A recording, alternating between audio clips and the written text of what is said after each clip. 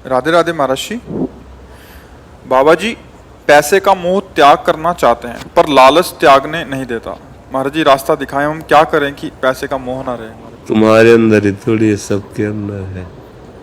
लोभ पास जय गल न बंधाया, सो नर तुम समान रघुराया। जिसने धन की लोभ की फांसी अपने गले में ना डाली हो वो केवल भगवान ही है, या जो भगवान को प्राप्त महापुरुष हैं। अन्यथा इसका बहुत बड़ा प्रभाव है। तीन ही खाई बहुत जोर की बनाई गई हैं जो भगवत प्राप्ति नहीं होने देती, अपने में गिरा लेती हैं। पहली है कंचन, दूसरी है कामिनी, तीसरी है कीर्ति। तो कंचन के अंतर्गत ही धन आता है। धन की वृत्ति इसलिए हमें प्रिय लगती है कि उससे हमें भोग मिलते हैं। अगर धन से भोग न मिले तो धन का महत्व खत्म हो जाए। अब बताओ, 2000 के नोट एक बक्सा भर आपको दिए जाए, आपको लेने में अच्छा लगेगा क्या?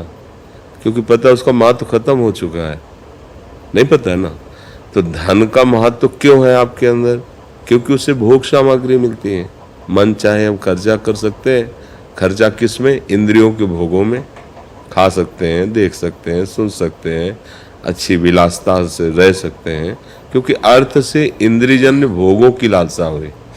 अच्छा, इंद्रियजन्य भोगों पर आते हैं तो कौन सा ऐसा भोग है जिसको प्राप्त करने के बाद आप ये कह देंगे कि अब मुझे नहीं चाहिए?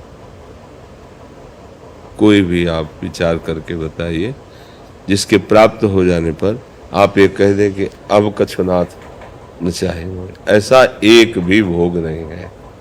महाराज ययाति चक्रवर्ती सम्राट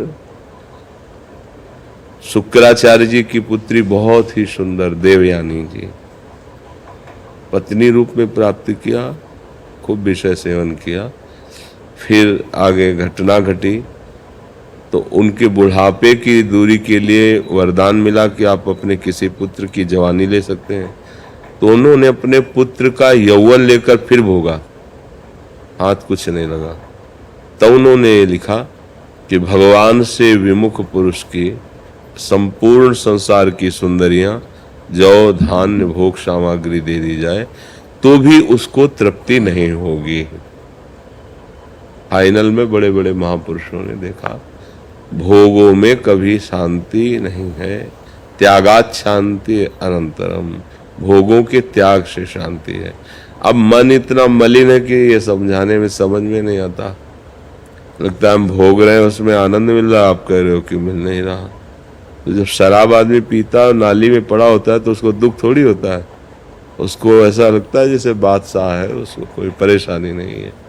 नाली में पड़ा है, उठने की हिम्मत नहीं, परमानंद। लेकिन असल में परमानंद का भी अनुभव नहीं हुआ। तो यदि हम भगवान के आश्रित होकर के नाम जप करें और नाम में हमारी महत्व बुद्धि हो जाए जैसे धन में होती है, तो आप इस लोक में भी सुखी हो जाएंगे और परलोक में भी सुखी हो जाएंगे। नाम जप नहीं है तो ये धोखेबाज माया हमको ऐसे ही फंसाकर पूरा जीवन नष्ट कर देती है। कहीं सुख नहीं है, कहीं सुख नहीं।